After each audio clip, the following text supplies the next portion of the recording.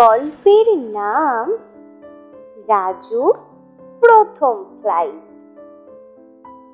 Captain Raju তার fighter জেটটিকে বাম দিকে নিয়ে গেল, ঠিক আইফেল টাওয়ারের ওপর দিয়েই। উফ, প্যারিস অবশ্যই ওড়ার জন্য একটা সমস্যার জায়গা। সে মনে মনে এইটাই ভাবতে লাগলো। তার হার্টবিট দ্রুত হয়ে গেছে।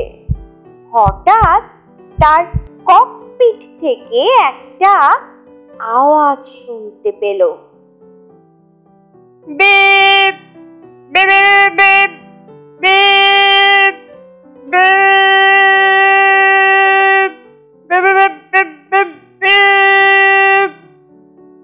এটা কি ছিল? সে কি শত্রুর মাটিতে চলে এসেছে, নাকি ইঞ্জিনের কোনো সমস্যা হলো? এই রে, এবার কি হবে? এত দূর দেশে এসে কিছুই তো বুঝতে পারা যাচ্ছে না।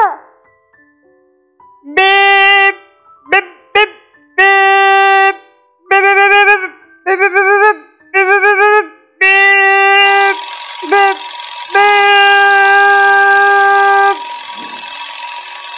অ্যালার্মের শব্দে রাজুর ঘুম ভাঙল।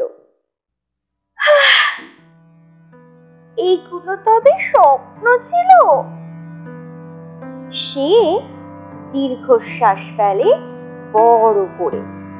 এখন হতাশার সময় নেই। আজ একটা বিরাট বড় দিন। আজকে আমি আমার প্রথম প্লেন চড়তে যাচ্ছি। মা, আমি জেগে আছি। আমি খুব এক্সাইটেড। আমি আজকে প্রথম প্লেন চড়তে যাব। আমি একটু ঘুমোইনি, আমি জেগে আছি, তুমি দেখো। তার মা সুটকেসে চেন লাগাচ্ছিল। তাই তুমি জেগে আছো সোনা? গুড মর্নিং আমার সোনা বাবা রাজু। সে বলল, আজকে তোমার বোনকে দেখার জন্য আমি খুব উত্তেজিত। বেশ কয়েক মাস হয়ে গেল আর্যার সাথে দেখাই হয়নি। নাও নাও, তাড়াতাড়ি তৈরি হয়ে নাও তো দেখি। এখন আমাদের তো এয়ারপোর্ট যেতে হবে, তাড়াতাড়ি রেডি হয়ে নাও। রাজু জীবনে প্রথমবার বিমানবন্দরের ভিতরে ছিল।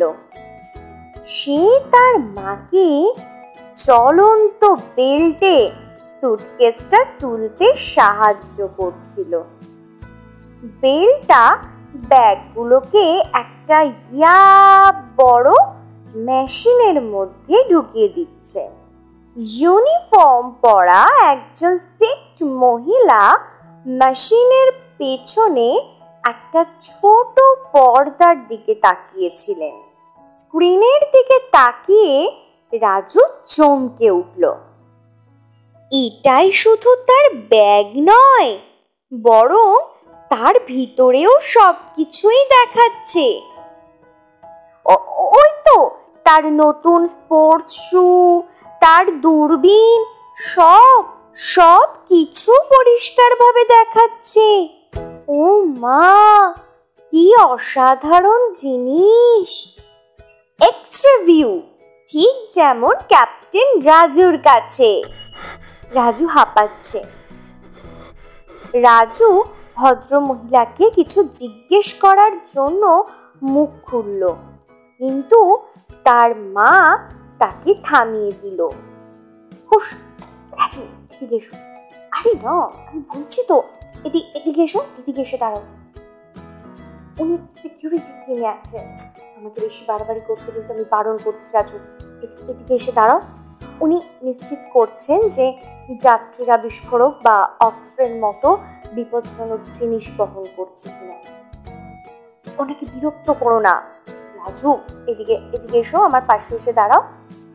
ওনাকে বিরক্ত না করাই ভালো, বুঝেছো? অবশেষে রাজু নিজেকে একটা বড় হলের মধ্যে আবিষ্কার করলো। দেওয়ালগুলো কাঁচের তৈরি এবং সে বাইরে কয়েক ডজন প্লেন দেখতে পায়। একটা প্লেন টেক অফ করতে যাচ্ছে। পাইলটদের অনেক গুরুত্বপূর্ণ কাজ আছে, তাই না মা?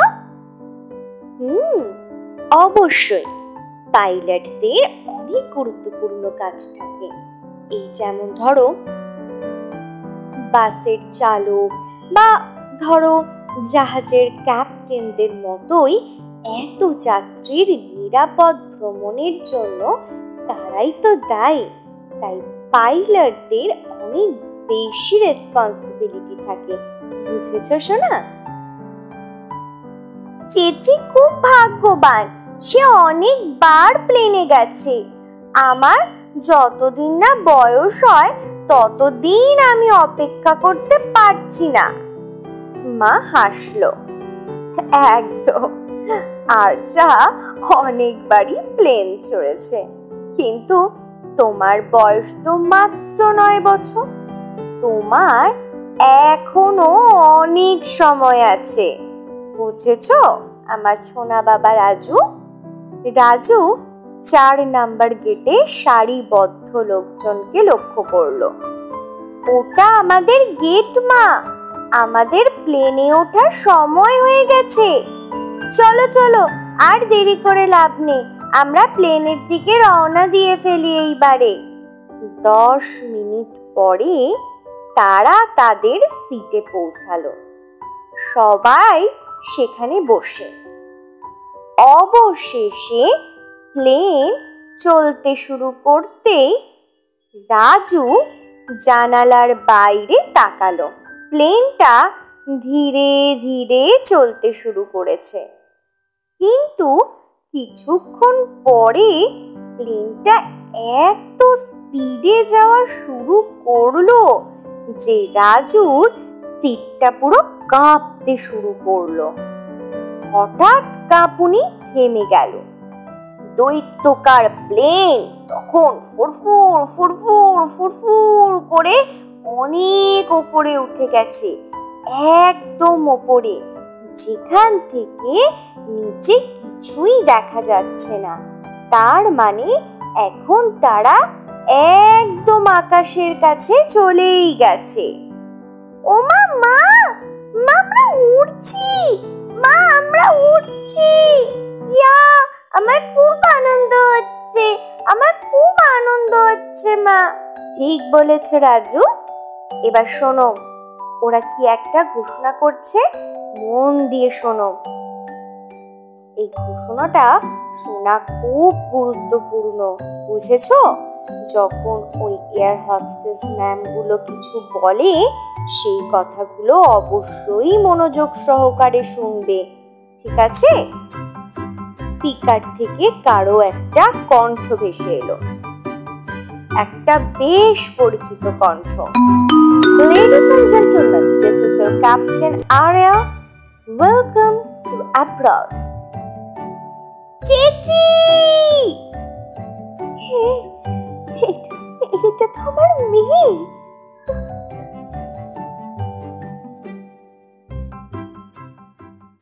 Thank you.